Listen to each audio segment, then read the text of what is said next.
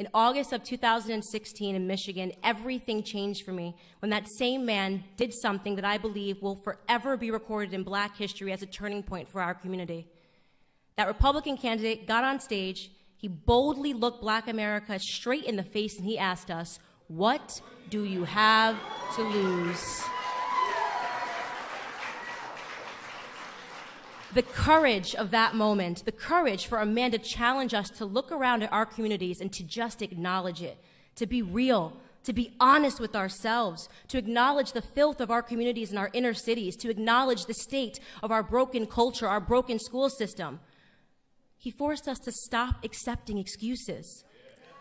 Every single person that is standing in this room stands here because at some point we had the courage to set our pride aside and to realize that for the first time in decades, we had somebody who was telling us the truth. And he just kept on telling it all around the country, dropping bars. Honestly, Trump might be my favorite rapper right now. My favorite moment of his campaign was he said, "Only Rosie O'Donnell, only Rosie O'Donnell." Only our 45th president, Donald J. Trump, and I'm going to tell you what I love about him. I get that question all the time, Candace. What do you love about Donald Trump? What I love about Donald Trump most is his audacity. The audacity that it took to stand up and look Black America in the eye.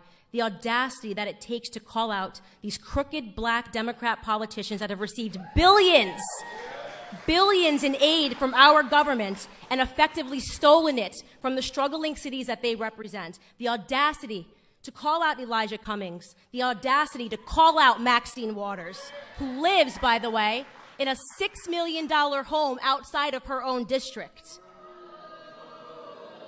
President Donald Trump has both the spine and the audacity to save Black America.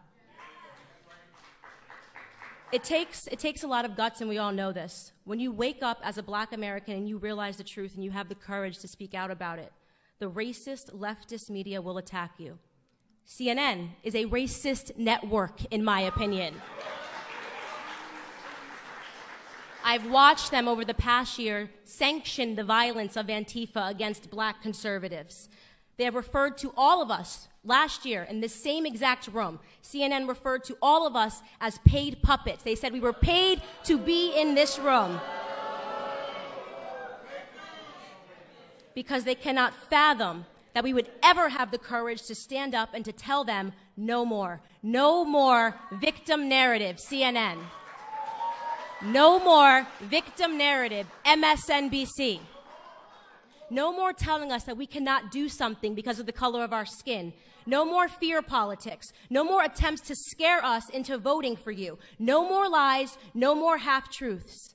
They attack the one president that has done the absolute most for Black America than any president in American history because they are scared. And I'll tell you what they're scared of.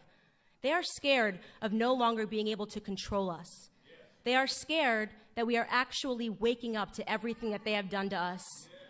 It was Clarence Thomas, Supreme Court Justice Clarence Thomas, in 1991 who warned us against what the Democrats and the media would do to Black people like us. This is what he said, quote, "This is a circus.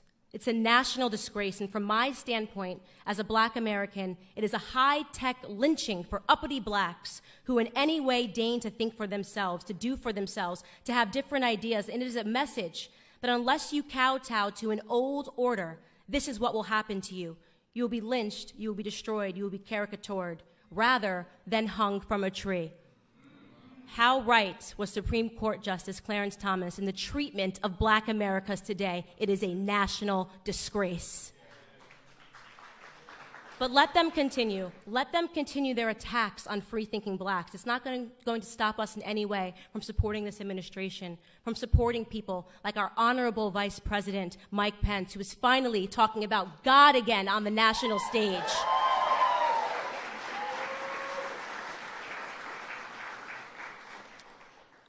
President Trump views us as Americans. And the answer, of course, to that question is that we had absolutely nothing to lose from taking a chance on him, and now we're winning. We want Trump. We want the victor narrative. We want opportunities. We want to be viewed as Americans first and foremost.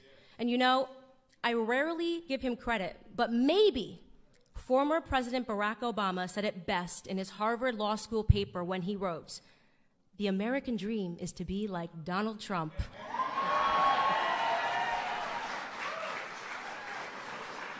We want the American dream.